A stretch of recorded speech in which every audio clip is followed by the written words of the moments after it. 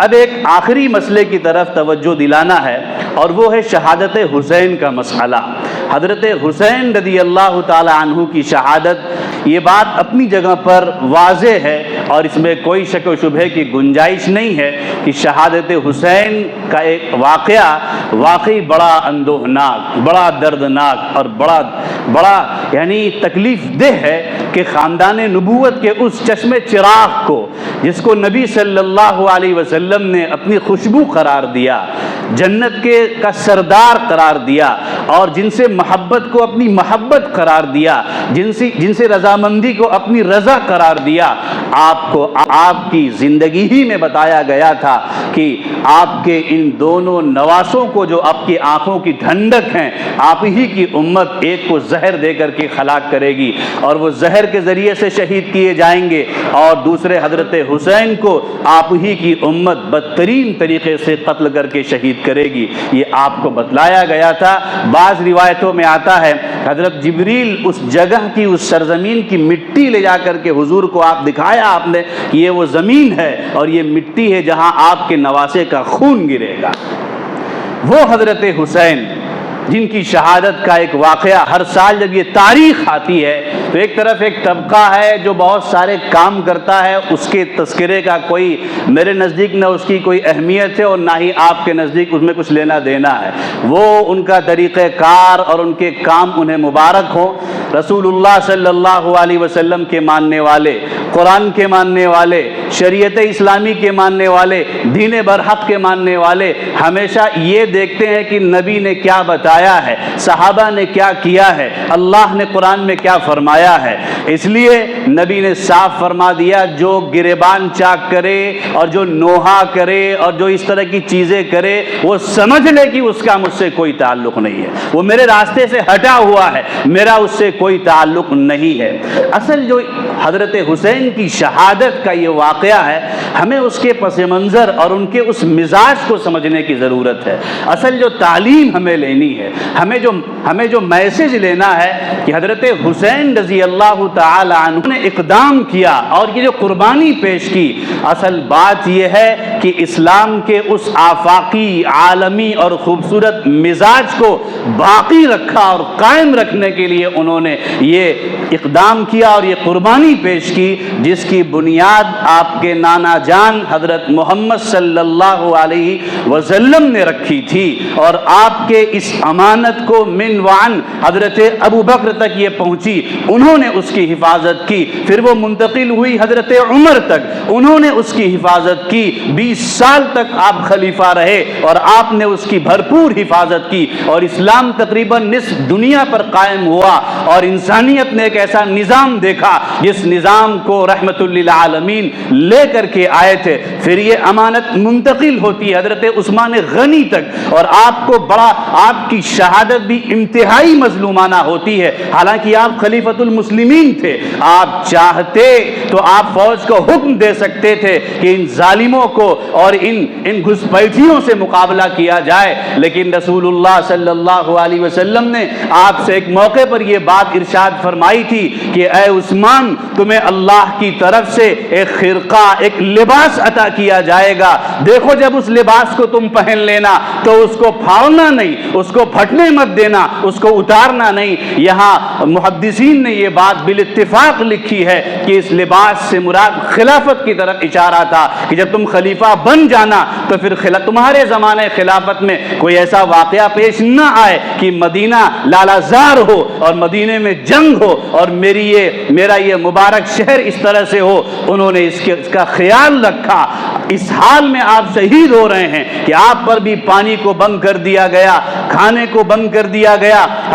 حضرت علی لڑ بھڑ کر آپ کے لیے کھانا لے جاتے ہیں، پانی لے جاتے ہیں، بلوائیوں نے گھیر رکھا ہے اور آپ قرآن پاک کی تلاوت کر رہے ہیں، سورہ یاسین کی آیتیں پڑھتے ہوئے ظالموں نے آپ کو شہید کیا، اور آپ کے جسم کے خون کا قطرہ اس ورق پر پڑا ہوا آج بھی غالباً ترکی کے میوزیم میں وہ نسخہ موجود ہے جس جس کو پڑھتے ہوئے آپ کی شہادت ہوئی تھی۔ تو یہ جو امانت حضرت عثمان تک پہنچی، خلیفہ ثالث آپ ہیں، پھر اس کے بعد خلیفہ رابع حضرت علی ابن ابی طالب تک پہنچتی ہے، وہ بھی اس کی حفاظت کرتے ہیں، یہاں تک چاروں خلفاء اس امانت کی اپنی پوری ایمانداری کے ساتھ، پوری دیانتداری کے ساتھ اور رسول اللہ صلی اللہ علیہ وسلم کی اس تربیت کے نتیجے میں پوری حفاظت کرتے ہیں۔ لیکن جب چاروں شہید ہو جاتے ہیں اور اب خلافت کا نظام آگے بڑھتا ہے، بیچ میں حضرت حسن کا واقعہ ہے، جو مصالحت کو ترجیح دیتے ہیں، وہ ایک الگ قضیہ ہے کہ ان کی مصالحت کس نظریے سے علماء نے، فقہاء نے، محدثین سے دیکھا ہے۔ بس اتفاق اس بات پر ہے، جمہور کا نظریہ یہ ہے کہ ان کی مصالحت اس وقت کی اولین ترجیحات میں سے تھی، انہوں نے اس کو جو ترجیح دی اور وہ اس میں برحق تھے اور اللہ کے ہاں وہ مأجور تھے، اللہ کے ہاں وہ اجر شدہ تھے۔ لیکن جب مسئلہ حضرت حسین کا آیا اور جب امت ان کی طرف متوجہ ہوئی اور دو ٹکڑے میں بٹ گئی، ایک طرف ظالموں کا گروہ، یزیدیوں کا گروہ اور بدماشوں کا گروہ تھا، دوسری طرف حضرت حسین سے کہا جا رہا تھا کہ دیکھیے اس خلافت کے ساتھ اب کیا ہو رہا ہے، خلافت حکومت کی طرف منتقل ہو رہی ہے، خلافت انسانی غلامیت کی طرف جا رہی ہے، خلافت ان تمام تربیتی نقطہ نظر سے آگے بڑھ کر کے شخصیت پرستی کی طرف جا رہی ہے۔ جب یہ باتیں آپ کے سامنے آئی اور آپ نے اس ظلم کو دیکھا اور آپ نے اس بے رحمی کو دیکھا، وقت کی حکمرانوں کو دیکھا،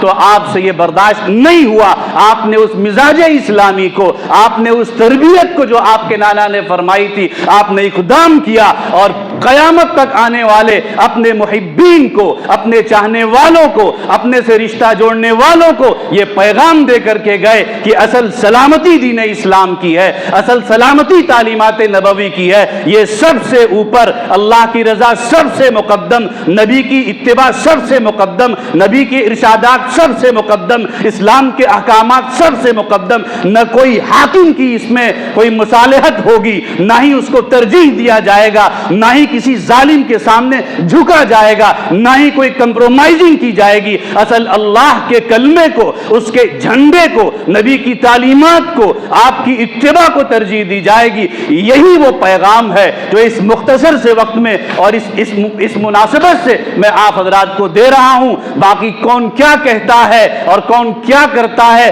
وہ جانے، اس کا عمل جانے، وہ اللہ کے ہاں اپنا حساب دے گا، اللہ کے سامنے وہ حضرت حسین بھی ہوں گے، آپ کے نانا بھی ہوں گے، حضرت فاطمہ بھی ہوں گی، حضرت علی بھی ہوں گی، پھر وہ دیکھے گا آپ نے ان تمام تماشوں کو۔ آج یہ ڈھول دنیا میں بجاتا ہے، کل فرشتے جہنم کے اس کا ڈھول بجائیں گے، تب اسے یاد آئے گا کہ یہ جو کیا اس نے، اس کا اسے کیا صلہ مل رہا ہے۔ یاد رکھیے، جو دین میں بدعات اختیار کرتے ہیں، خرافات اختیار کرتے ہیں، قرآن و حدیث سے ہٹ کر کام کرتے ہیں، ان کی زندگی بتاتی ہے، ان کی روزانہ کی زندگی، ان کی عمومی زندگی بتاتی ہے کہ انہیں دین کی کتنی تڑپ ہے، حسین سے کتنی محبت ہے اور حسین کے نانا سے کتنی چاہت ہے۔ دور دور تک آپ دیکھیے ان کا کوئی رشتہ نہیں ہوتا ہے، ایک طرف وہ صدیق اکبر کو برا بھلا کہتے ہیں، دوسری طرف عمر کو نعوذ باللہ گالیاں دیتے ہیں، اور ادھر ان حضرات سے محبت کا اظہار کرتے ہیں۔ ان سے بڑا دوگلا انسان پوری انسانیت میں کوئی نہیں ہوگا، جس کو نبی نے خلیفہ بنایا، جس کو نبی نے پہلے طے کیا، تم انہیں برا بھلا کہتے ہو اور حضرت حسین سے اظہار تعلق کرتے ہو۔ اور معاف کیجئے گا، مسلمانوں میں بھی ایک بڑا طبقہ ایسا ہے جو ان کے نقش قدم پر چلتا ہے اور ان سے متاثر ہوتا ہے اور ان دنوں میں ان کے پیروی کرتا ہے۔ یہ مجرموں کے ساتھ شریک ہیں، ان کا تعلق حضور سے نہیں ہے، آپ کے سنتوں سے نہیں ہے، اور حضرت حسین کی اس قربانی کا نعوذ باللہ یہ لوگ کھلم کھلا مذاق اڑاتے ہیں، کیونکہ اسلامی مزاج کی بقا کے لیے انہوں نے جان گنوا دی، اور آپ اسلام کے نام پر تماشے کرتے ہیں، غیروں کے کاموں میں، غیروں کی ریلیوں میں، غیروں کی جو مذہبی رسومات ہیں اس میں اور آپ کے ان ساری چیزوں میں کوئی فرق نظر ہی نہیں آتا۔ اور آج تو دیکھ لیجئے، شہروں کا چکر لگائیے، ایک طرف کاوڑ یاترائیں نکل رہی ہیں، دوسری طرف ان لوگوں کے ڈھول تاشے نکل رہے ہیں، لگتا ہے دونوں سگے بھائی ہیں،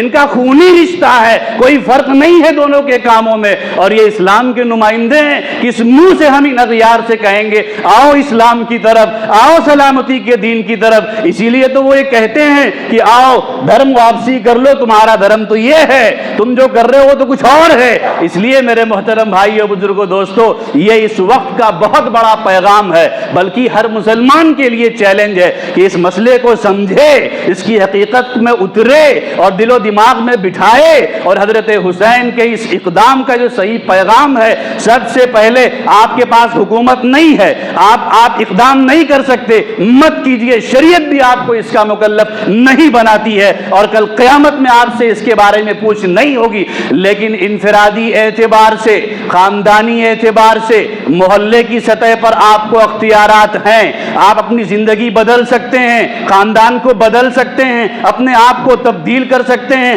پکا جانشین حسینی بنا سکتے ہیں۔ حضرت حسین وہ تھے کہ شہادت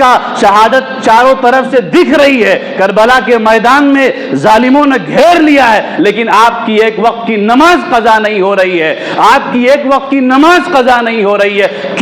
کیوں ایسا نہیں؟ کیونکہ آپ کی تربیت حضور نے فرمائی تھی۔ آپ یہ جانتے ہیں کہ عبدیت کا سب سے بڑا مظہر اللہ کے سامنے سجدہ ریزی ہے، اور وہ نماز کی شکل میں اللہ نے میرے نانا کے ذریعے سے مجھ تک یہ بات پہنچائی ہے۔ آج کا مسلمان ایک کسٹمر کے لیے دکان پر بیٹھا رہتا ہے، نماز چھوڑ دیتا ہے، خرافات کے لیے نماز چھوڑ دیتا ہے، اپنی خواہشات کی تکمیل کے لیے دین چھوڑ دیتا ہے، سنتیں چھوڑ دیتا ہے۔ پھر یہ کیسا ہمارا چرتر ہے، اور یہ کیسا ہمارا نظام ہے، اور کیسی ہماری زبان کی بول ہے اور ہمارا کردار ہے؟ تو یہ جو ڈیفرنس ہے اور یہ جو فرق ہے دونوں میں، اس کو بدلنے کی ضرورت ہے۔ ایک خوددار، ایک غیرت مند، ایک حمیت پسندانہ زندگی ہم گزاریں۔ یہ حسین یہ کہہ کے چلے گئے کہ اپنے اندر غیرت ایمانی پیدا کرو، غیرت دینی پیدا کرو، حمیت ایمانی پیدا کرو، اور اپنے آس پاس کے ظالموں سے ٹکر لو۔ ہر ایک کے ساتھ بہت سارے ظالم لگے ہوئے ہیں اور وہ مظلوموں پر ظلم کر رہے ہیں۔ آپ اٹھیے اور ان ظالموں کا ہاتھ توڑ دیجئے، ان ظالموں کا ہاتھ پکڑ لیجئے، اور اس سے کہیے کہ اللہ کی یہ زمین ہے، تمہارا وجود بھی اللہ کی طرف سے ایک امانت ہے، یہ زمین بھی اللہ کی طرف سے امانت ہے، اس لیے تمہارے حال میں تمہارے لیے خیریت اس میں ہے کہ ظلم چھوڑ دو، اور اس کی شروعات پہلے ہمیں اپنے وجود سے کرنی چاہیے۔ ہم اس دین پر مکمل اپنے آپ کو لائیں، نمازوں کا اہتمام کریں، ایک اچھی صاف ستھری زندگی کا عزم اور تہیہ کریں، اپنے نفسانی خواہشات کو کچلیں، اپنے شیطان سے مقابلہ کریں، اس کو پست کریں، اس پر غالب آ جائیں، اور ایک ایسا ماحول پیش کریں کہ جب کوئی جو اغیار میں سے کوئی گزرے تو یہ کہے کہ یہ مسلمانوں کا محلہ ہے، یہاں پر نگاہوں کی حفاظت ہے، یہاں پر حیا کا ماحول ہے، یہاں بے حیائی نہیں ہو سکتی، یہاں پر کوئی گڑبڑ غلط سلط کام نہیں ہو سکتا۔ وہ یہ کہہ کر نکل جائے، نہ یہ کہ ہمارا نمونہ پیش کیا جائے، ہماری مثالیں دی جائے۔ آپ چلے جائیے پولیس اسٹیشن پر، آپ چلے جائیے جیلوں میں، سب سے زیادہ جرم کے شکار، سب سے زیادہ غلط سلط کاموں میں مبتلا ہماری قوم ہے، اور وہ ہنستے ہیں، مذاق اڑاتے ہیں۔ اس لیے یہ وقت کی ضرورت ہے کہ ہر مسلمان اپنے اپنے اعتبار سے، اپنے ماحول کو سامنے رکھتے ہوئے اپنے آس پاس کے ظالموں سے مقابلہ شروع کرے۔ یہ چھوٹا چھوٹا ظلم اس کے اندر بھی ہے، اس کے باہر بھی ہے، اس کے بغل میں بھی ہے، اس کے آس پاس بھی ہے۔ شروعات جب یہاں سے ہوگی تو پھر گویا ہم سچے عاشق رسول بھی ہوں گے، عاشق حسین بھی ہوں گے۔ اس موقع کا یہی پیغام ہے۔ بس میں اسی بات پر اپنی بات ختم کرتا ہوں۔ اللہ تعالیٰ مجھے بھی اور آپ سب کو بھی عمل کی توفیق عطا فرمائے، اور شہادت حسین کا حقیقی مفہوم سمجھنے کی توفیق عطا فرمائے۔